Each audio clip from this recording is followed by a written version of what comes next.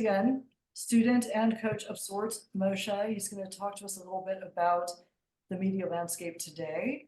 And Moshe is working actively and quite successfully with a lot of our first-time authors right now, which is why I thought to bring him in. I think he's got a really interesting business model, but he's got a lot of sort of insights in the trenches experience, really amazing relationships. So, I sort of trust his authority in telling new writers what's working, what's not.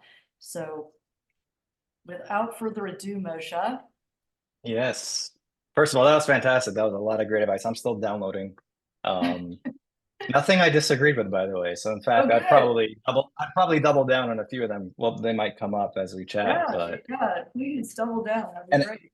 Yeah, and I thought maybe before we have a conversation, one thing maybe to point out is that what I focus on is earned media versus the pay-to-play media, which some of you in the room are already probably very used to in terms of the B2B marketing, which is whether you're buying ads on Facebook or Amazon marketing.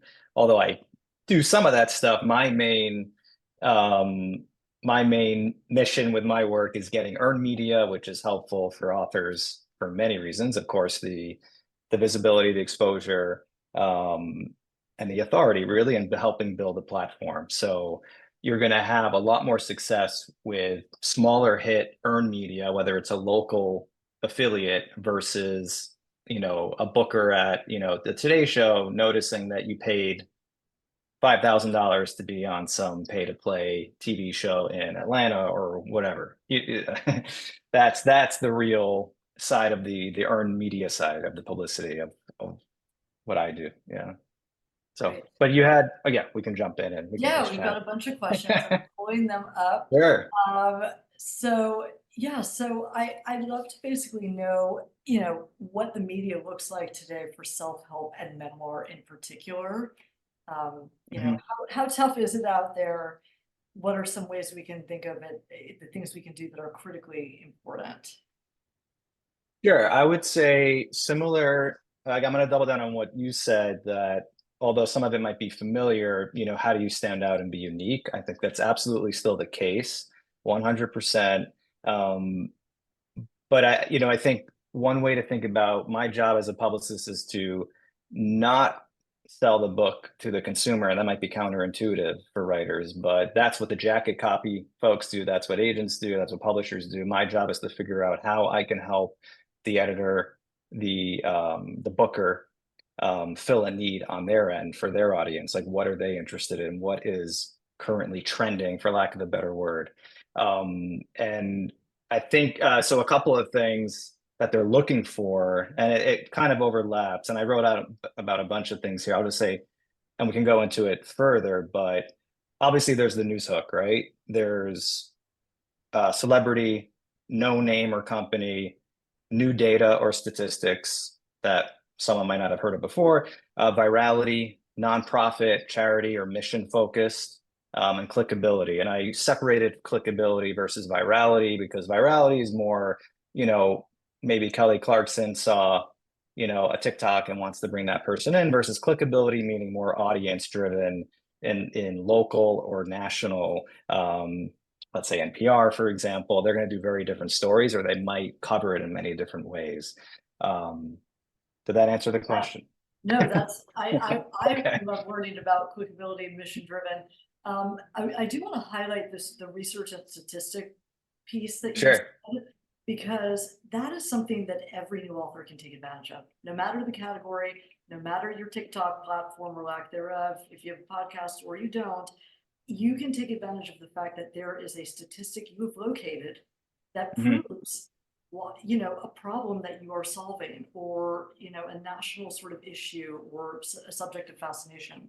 So I am all for leading with statistics where that's helpful in a book pitch or media pitch. Absolutely. And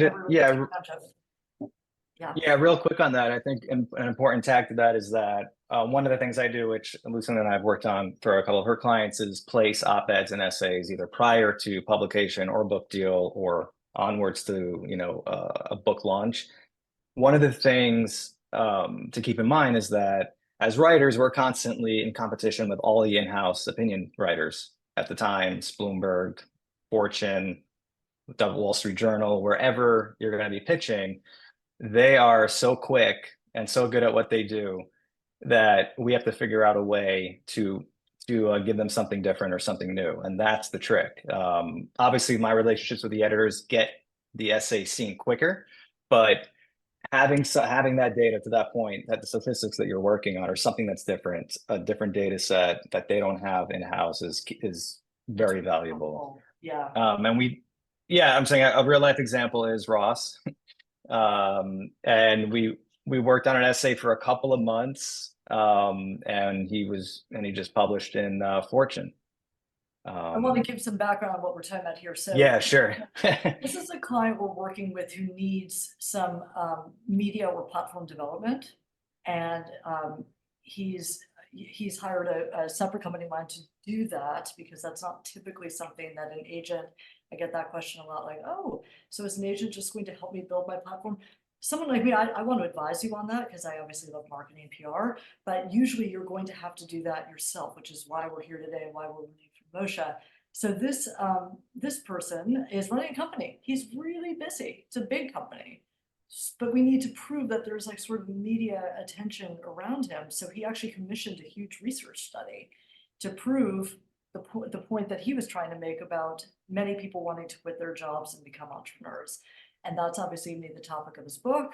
And so that's going to be our leg to stand on when we pitch it. And I think that was just a very interesting strategy. Moshe went, because this will be another question I have for you. Moshe went from one publication to another, to another, to another.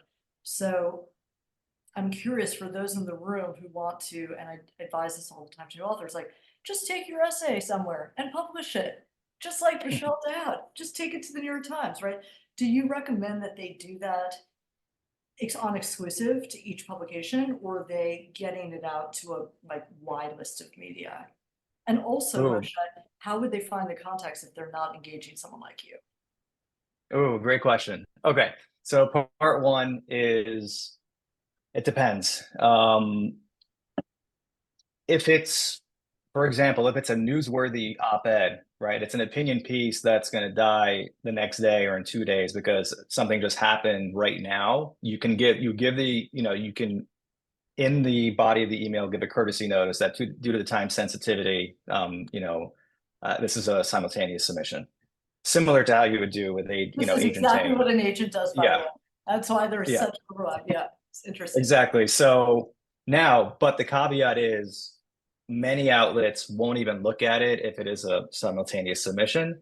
For example, the Wall Street Journal, my contact there, it has to be exclusive. So my relationships with them, there are certain outlets, like the top tier outlets, which we can all think, Atlantic, Wall Street Journal, New York Times, WashPo, they're going to want the exclusivity. HBR, there are a couple, few of you in the business world, like Harvard Business Review, they want the exclusivity. But with that being said, you want to let them know that and give them a timeline similar to your world as well, where 24, 48 hours, hey, due to the time sensitivity, can you please let me know within the next 2 days? Otherwise, I'll assume it's a pass and I'll move on. Yeah. So the answer is, I need to jump in there, because again, I'm thinking about this from the agent side. Like, it would be difficult to receive a query letter that said, due to the time sensitivity, please get back to me in 24 hours. However, I really like the idea of, if I don't hear from you in 2 weeks, I'm going to assume this is a pass, right? Like, that to me shows a lot of authority, a lot of gumption, a lot of confidence that they're going to get assigned elsewhere. So I do like that approach. I'm just jumping in. And I was absolutely. Moshe, with exclusives, the morning shows also insist on that. So, and I would, so again, I don't think anyone in the room or watching us is yet pitching themselves for a morning show, but maybe you are sitting on something that is so, I actually can think of someone in this room, that's like, okay, I've got a great concept that's ready for the Today Show. You can't go out to everyone with it. It's just for the Today Show, right? Yes. Yeah, they want dibs. Even NPR, they have a whole dib system. It's very complicated. We won't get into it now. We'll get into the weeds, but just back to that. I think for our purposes as writers, like, if it's I don't know. I don't know if anyone here, is writing opinion pieces that are like, the war in Gaza and Syria. Like, I don't know if people are doing that. That has more time sensitivity. I would say focus on essays that not necessarily evergreen, but that are so specific to you that it can take 7 days or a week to hear back, and you won't lose the thread. You won't lose the strength of the piece. And in that way, you can build a relationship with an editor, not piss them off by saying, "Oh, someone else is publishing it," and then they never want to take your email again. And that way, you can build. But I wrote down at some point you were talking about essays, and my advice has always been, I've heard this from authors who come to me for publicity. They're like, I have these so many ideas for essays, but I'm just waiting. And I'm like, absolutely do not wait. Even if you don't sign with me, there is no perfect time to publish an essay, in my opinion, unless it's pegged to the news. Like if it's Mother's Day, you want to be doing it now or already a week ago. There's no guarantee you're gonna, publish that essay, even if you have friends, working at the outlet. So my advice is always to publish as you finish them, as you complete them, and build up that, the resume as you talked about. And keep going for it. And this applies also Yeah. to trying to get an agent, right? It's going to take like several tries. I mean, it'd be very Yeah. rare to get it on the first one. And the best thing you can do, just like pitching agents, is get feedback. You get a pass. Absolutely. Yeah. If you get a no response, you're following up. If you get a pass, you're asking why. And this is only going to help you improve. So what about sorry, Richard, go on. No, I just placed the piece for Mother's Day with today.com. They have a great personal essay section there, and that was an exclusive. And she got back to me, I think it was 2 hours. But I published with her before, or I placed the piece with her before, so that certainly helps. But also the fact that it said exclusive, and the subject line, which we can talk about later too, about subject lines and how important they are. But yeah, subject lines. I'm going to say now that when you all are working with publishers in the next few months, or whenever it is you guys are going to be working with publishers, ask them for what subject lines their publicists are using, because you really just want to make sure that anyone who is working on your behalf to do this, whether you're doing it now yourself or whether you're doing it later, is getting this right. Because how else are you going to get opened, right, if you don't have that existing relationship? Sorry, just on that, an example of that from my world. I had a recent client with a fiction book, it is what it is. There's not much, leash you can have in terms of going outside of the box, unless they have some interesting or strange platform.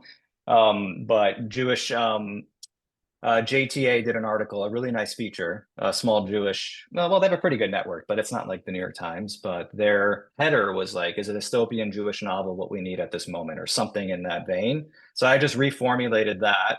And I was like, what editors are thinking, what would be a good headline, you can kind of play with. And I used that as another subject header and went back out with the media, got a few more things. I'm not saying this is the reason why he got reviewed, but ultimately the Wall Street Journal did review him, I think about a month later. So that's another tip. You can kind of play with how editors are using those. And you might already be doing that with the podcast and the lists and all that. So you have to tell us a couple of deal breakers, like, do not do this. Please do not do this. What would you say to writers who are pitching their work? Oh man, don't call. Yeah. That's a big one. Don't try to call the journalist. I think, don't use the word follow up in your follow up, in my opinion. What should you say instead? There are a couple of things you can do, but okay, for example, for reporters and editors and producers, the ones who see about 200 to 300 emails a day, that's a lot of emails. So one of the worst things they see is, hey, just following up, circling back. They hate that. They really do. So you can be creative. My current one is don't steal it, because or do, but you use it sparingly. I just now, a couple of tips. One is hit the forward button and just say, hey, I just wanted to make sure this didn't get lost. I know don't even say that they're busy. I want to make sure that's one other thing I do now is I'm saying, hey, just refreshing the thread. Did you get a chance to look at this yet? Yeah. Simple, or just refreshing the thread if it's like super time sensitive. Sometimes, especially in email, how we might say it differently in person because we might think we're being rude is actually not the case at all with journalists and editors. Sometimes the pithier, the better. Like, hey, just refreshing the thread. This might have got lost. It might have gotten lost. Yeah. Oh, And that has worked. Sorry. The pithier the better. The pithier the better. Yeah. It's like no one wants like a long email at all. Period. End stop. You know, if you're interested, like if they're interested, there's gonna be a phone conversation. If agents are interested, there's gonna be a phone conversation, which we don't need. Or you're already in a conversation where you're asking for a lot more material, right? Yeah. Yeah. Yeah. So quick other tips on that. A few things. One, lately I've redone how I'm doing pitches. I won't go over 300 words in my pitch, and I'm really trying to get them down to 200. That's it. More and more through the data that Muckrack, which is a service I use and other publicists use for contacts and other things, they do these surveys, and editors and reporters in general, a lot of reporters and producers, if they see a long email, they're not looking. They're just gonna delete garbage. Same as agents. It's the same. Yeah, same. Yeah, same with the header. It's like what is that acronym I just learned? Yeah, so one trick is if you have a lot of information and it's really important that needs to be there. For example, I work a lot with press kits, right? As a publicist, I need to put press kits in, so I can do a short 200. Pay attention to this. Here's why, and then underneath my signature, I can then paste, about the author or a Q&A if it's relevant, or awards they won or something that's interesting. But 200 words, subject header, super important. Make sure you're looking at the subject header, send it to yourself and look at it on your phone, right? Sometimes we see the desktop and the subject header can go forever and it's like 100 characters. But if you look at it on your phone, you see the first 20, and let's say it's an awkward sentence, how I died or something, or, maybe you just see something weird and they'll click, they'll delete it. Versus seeing those 30 characters that you see on the mobile, that's very important because everyone obviously is on their phone. So wow, that is so good. That is such a good tip. Everything else you're saying, it's like I do that in our own pitches. But I would say again, the agency side of this is instead of attaching a book proposal or your manuscript, consider that most people receiving these on the media and publishing side are younger and younger. They want to jump into a link. So just say like book proposal here, Google drop, right? And hyperlink. Yeah, it's just like that sort of thing is so effective, because imagine how many attachments I get a day to read. And many journalists will delete anything that will come with an attachment, or the software from the company website won't even allow it in many cases. Their IT department will block it, so it'll go straight to spam. So I don't attach anything. I put the book cover in, again, visual, right? People are visual, as you mentioned. I paste the book cover underneath my signature, so they can see what it actually looks like. So it might attract, more attention. And that's helpful. But hyperlink, not Dropbox, sorry. I use Google Drive. I'm a Google Drive person, but below your signature, instead of like trying to bury in prose, I've done this and that and this and that. It's like, okay, I'm trying remember, eliminate guesswork is like the order of the day for publishers, media, all of us, readers, right? And if you think of this on the receiving end, it's like, what is a pleasant email to receive? What was the last time you received an email that made for an easy, soothing reading experience versus like you got to think that way. It's always about thinking about the reader. So 100%. Let's do what we can in 5 minutes time, so we can ask questions of you, and also on the presentation before we get to the coaching bit. But there's so many questions we could do, but I wrote down a bunch of notes, but I mean, a couple. So let's try to hammer these out pretty quickly. What value can an outside publicist provide when you don't yet have a book deal? Because again, many people are told, engage a publicist now. Need to get a book deal. I have very mixed opinions on that. I want to see people see authors use their investment wisely. So Mhm. in your experience, what's the most effective way? When do you recommend that aspiring authors come in and work with you? Great question. I think, okay. If you don't have a book deal, it can be valuable for very specific things. And what those are will depend on what the person is working on. For example, in my case, as a publicist, I also work on essays and op-eds. That's one of my expertise is like I help shape, edit, and place those because I have really good relationships. Um, in that case, you can come to me as early as you want, really, and help build your platform towards publication. Um, Saying for a publicist just focusing on earned media, you can hire a publicist to do essays. If you have a platform that can, for example, if you're a business owner and you have a platform that you want to get on CNBC, or if you want to get into Fortune or whatever that's leading to a book, you can hire a publicist to help build out your reel, of TV clips, of writing clips or quote clips or getting quoted in magazines that can help you with a marketing plan, for example. So that could be valuable. If you don't have those specific goals, I wouldn't say hire a publicist if you don't have a book deal, especially if you don't have a book deal. Now, if you do have a book deal, I would say at least 6 months in advance of the publication date, sometimes longer, depending on what your goals are. It really depends on what the goals are. Yeah, and if you can afford that investment, because it does get quite expensive, I would say 3 months to it would probably be to your book launch would probably be the minimum. If that's what Yeah, your easily. investment can afford. But coming back to a publicist, and Moshe, we've seen this for years. I grew up in Hmm. book publicity. People come back and they're like, "Oh, the publisher really disappointed, didn't do its Yeah. job." Can I Yeah. engage you as an outside publicist now? And it's like, this is the equivalent of coming to an agent and saying, my agent went to every publisher in town, didn't succeed. Now can we work together? Which we have Yeah, stories of it's that working.